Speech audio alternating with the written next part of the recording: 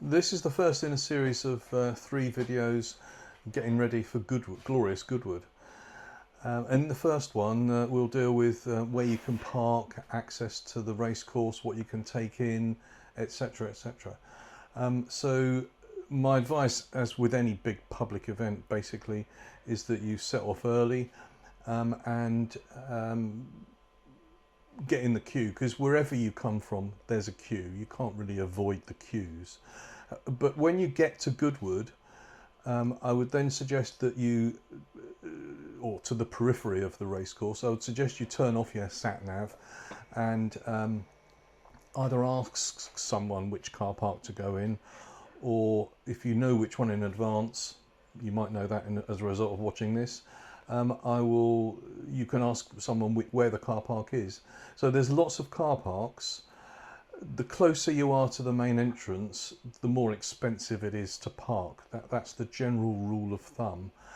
But there are some free car parks, and they're close to Trundle Hill. And Trundle Hill is essentially at the end of the race course, and then the car parks are a bit further on. That's where I always park when I go, because it's free. So can I just ask you a question about that? If you park on one of the car parks that are free, I'm imagining that's quite some distance from there to where you actually want to come into the races. How would you get there? Are there options? Yeah, I was just going to come on to that. So if you park in the free car parks, you can either walk to the racecourse from there. It's a pleasant walk, and it's called Glorious Goodwood because it's normally sunny. But you're probably going to be carrying maybe your own chairs and own picnic. So probably the best option for the start of the day is to get in one of the free minibuses, which takes you to the entrance of the main entrance. And the likelihood is you're probably going to be going in the Gordon enclosure. So again, another question from me and that the viewers might have. So at the beginning of the day, you'd be suggesting really that you set off very early to get ahead of all the other people, because it will make the roads around there very congested? It does, but not congested in terms of you're sitting in the car for ages, because there's so many car parks, people are going to park in different car parks. Okay, cool. And at the end of the day, when people are leaving after the race has finished, are those minibuses all available again to get back to the car parks? They are, but obviously there's going to be more of a queue then. But the but is that if you can, when the racing has finished, you can walk across the racetrack to the car park, to the free car parks. So it's a shorter walk. Okay.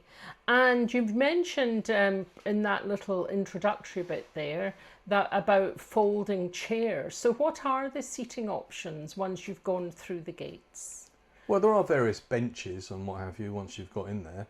And there is seating, but it's best if you're going, particularly if you're going in a group of people, take your own folding chairs and you can arrange them the way you want. But don't forget to take an umbrella, either for the heat or for the rain, one of the two. Okay. Particularly with the summer we're having now. And that gets you right up close to where the horses are actually running, doesn't it? Yeah, with Goodwood, Goodwood is one of those tracks where you can get close to the horses when they're running and when they're cantering down to the start or thundering past you in the race. Oh, that must be quite exciting. Yeah, it is. That's the good thing about Goodwood. The slight negative, if you like, is that you can't see the start of the race with your own eyes. You can see it on the big screen. But you can't actually see the start of any of the races, apart from one, when it's a longer race and they start in front of you and go the wrong way, if you like, around the racecourse. But there's only one race like that. Okay, great. I mean, this is all great advice.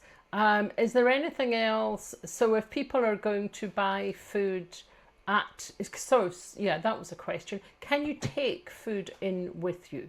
You can take food in with you and soft drinks, yeah. Right, and you can buy food, alcoholic drinks Yes. at the race course. Yes. And price comparable to sort of normal pubs and places like that? What Well, are they like? I would say that they're slightly more expensive, but they usually are at public events anyway. But they're not massively expensive, is what I would say.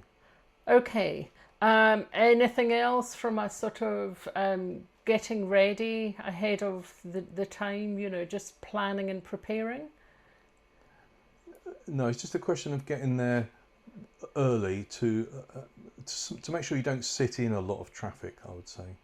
Okay, so this is part one in the videos, the preview videos for Glorious Goodwood that we're going to be doing.